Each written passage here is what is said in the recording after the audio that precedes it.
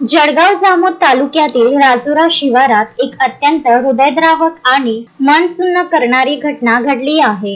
पती पत्नी मधील तीव्र स्वरूपाच्या घरगुती वादाला कंटाळून एका 27 वर्षीय पित्याने आपल्या 4 निष्पाप मुलांना विहिरीत फेकून स्वतःही विहिरीत उडी घेत आत्महत्या केली. या घटनेत पित्यासह एकूण 5 जणांचा जागीच मृत्यू झाला आहे. विजय किराडिया वय 27 वर्ष असे टोकाचे पाऊल उचलणाऱ्या पित्याचे नाव आहे. 24 मेच्या मध्यरात्री विजय यांनी आपली मुले प्रीत 7 वर्षे, प्राची 5 वर्षे, पूर्वी 3 वर्षे आणि पियुष 1.5 वर्ष या चौघांना विहिरीत टाकून स्वतःही आत्महत्या केली. 25 मे रोजी सकाळी विहिरीत मृतदेह तरंगताना दिसल्याने हा प्रकार उघडकीस आला.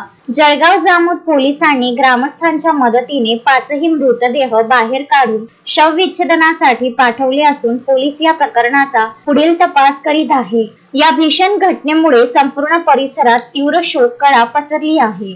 मनीष ताडे, विदर्भ न्यूज, जळगाव जामोद.